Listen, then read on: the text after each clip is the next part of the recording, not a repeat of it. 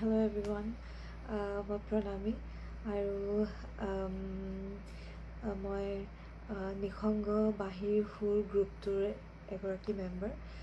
চ' আজি কিছুদিনৰ পৰা গ্ৰুপটোৰ পৰা এটি ৰিকুৱেষ্ট আহি আছে, ভিডিঅ' ৰিকুৱেষ্ট, আৰু তেওঁলোকে মোক এটা US-ৰ গ্ৰচাৰী ষ্ট'ৰবিলাকৰ ওপৰত বা কেনেকুৱা ধৰণৰ হয় গ্ৰচাৰী ষ্টপিং তাৰ ওপৰত এটা ভিডিঅ' বনাবলৈ ৰিকুৱেষ্ট কৰি আছে, বাট I'm not really confident enough to make that video right now. So তাৰ সলনি মই এটা আজি সৰু ভিডিঅ' এটা বনাবলৈ গৈ আছোঁ। কোনো ধৰণৰ আইডিয়া নাই কেনেকৈ ভিডিঅ' বনায়, কি কৰে, কি কথা পাতে। আই এম ষ্টিল নাৰ্ভাছ, কি কওঁ কি নকওঁ লাগি আছে, বাট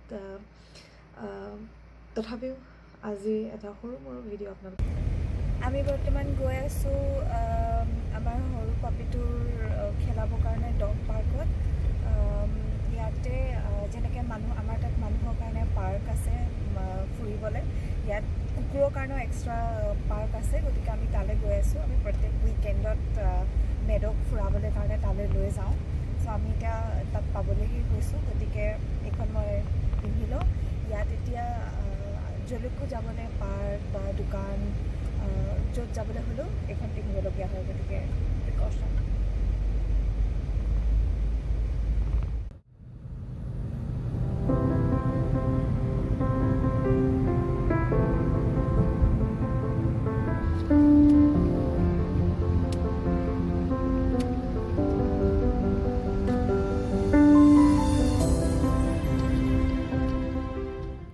আমি এতিয়া ডগ পাৰ্ক পাই গ'লোহি। এয়া মেড আমাৰ আগে আগে টানি টানি লৈ গৈ আছে আমাক, আমি মেডৰ পাছে পাছে। চ' অলপ দূৰ খোজকাঢ়ি সোমাই যোৱাৰ পিছত ৰিয়েল পাৰ্কখন পামগৈ। আৰু এইফালে দেখুৱাব বিচাৰিছোঁ এইটো ইয়াৰ পাৰ্কিং লট, য'ত আমি গাড়ীবিলাক পাৰ্ক কৰিব লাগে।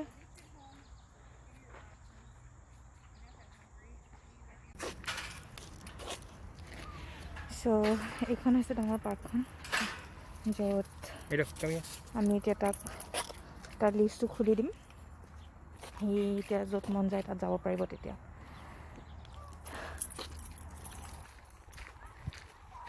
So he's excited and happy.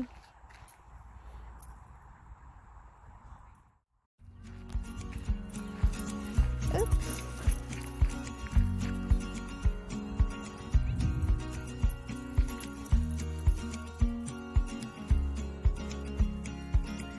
He's so happy.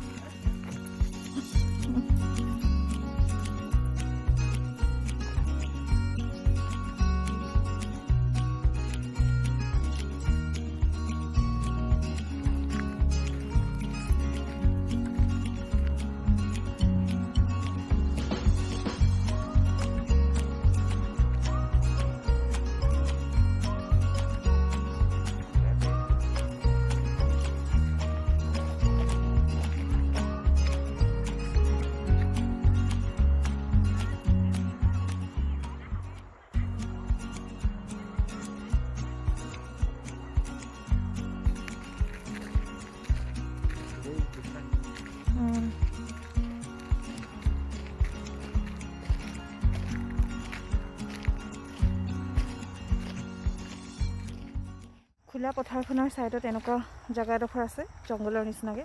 ইয়াত সৰু সৰু ট্ৰেইল আছে, সৰু সৰু এই জংঘলৰ মাজে মাজে সৰু সৰু ৰাস্তা আছে। ইয়াৰ ভিতৰতো যাব পাৰে। এনেকৈ বহা বেঞ্চ আছে, যদি খোজকাঢ়ি খোজকাঢ়ি ভাগৰ লাগে তেতিয়াহ'লে আমি ইয়াত বহিব পাৰোঁ।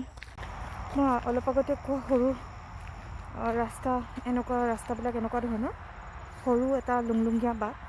এই বাটৰ সহায়ত আমি জংঘলৰ ভিতৰলৈ যাব পাৰোঁ। এইফালৰ পৰা সোমাই আমি ইটো মূৰে ওলাব পৰাৰ সুবিধা আছে।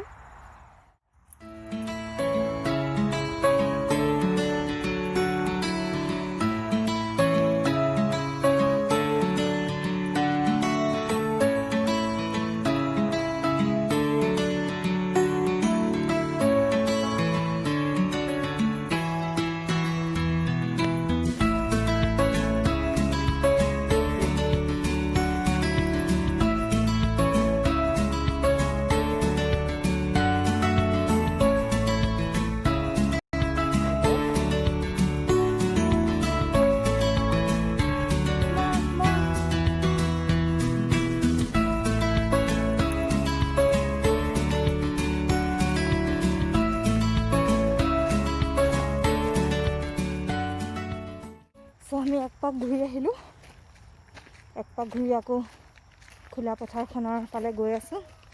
তাতেই মেক্সিমাম কুকুৰবিলাকে খেলি থাকে,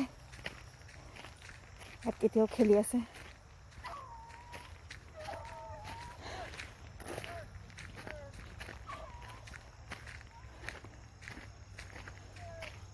আজি বৰ বিশেষ মানুহ নাই পাৰ্কত।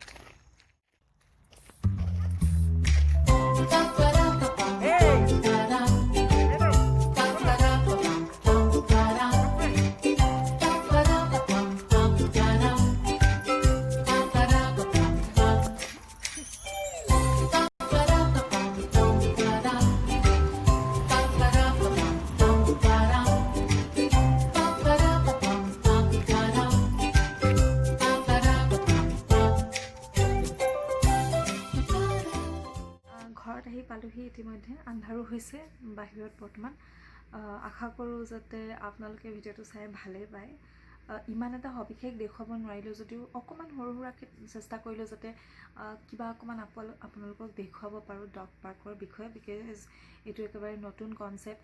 আমাৰ ভাৰতবৰ্ষত হয়তো বা অসমত আমি দেখা নাই কুকুৰৰ এক্সট্ৰাকৈ পাৰ্ক।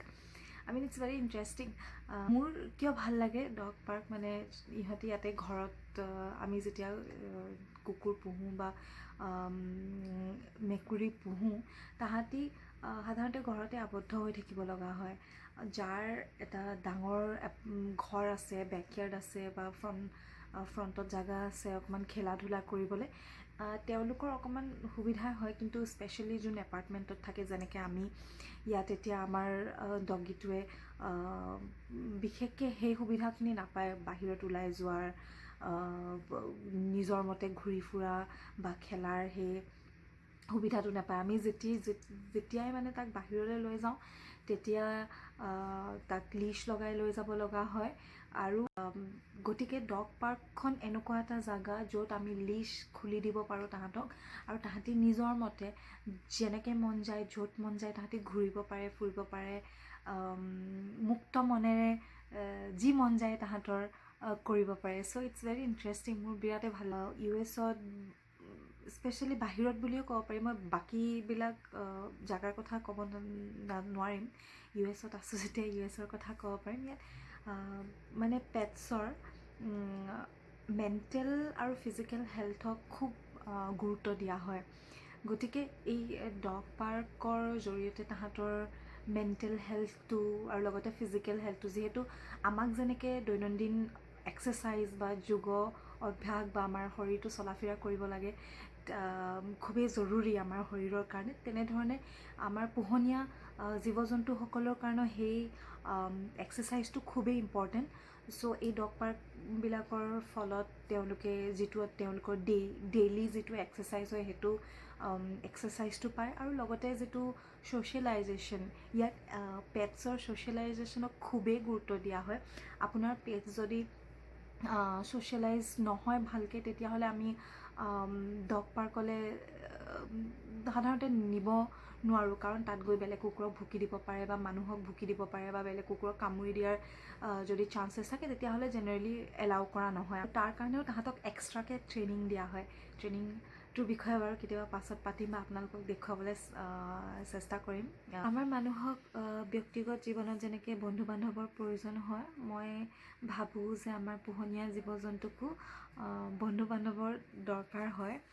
গতিকে এই পেট ৰিজৰ্ট, তাৰপাছত পেট ডে কেয়াৰ আৰু এই ডগ পাৰ্ক, এনেকুৱা জেগাবিলাকে তেওঁলোকক হেল্প কৰে ফ্ৰেণ্ডশ্বিপ কৰাত, নতুন নতুন বন্ধু বান্ধৱ বনোৱাত তেওঁলোকক হেল্প কৰে বুলি মই ভাবোঁ। And it's very interesting concept.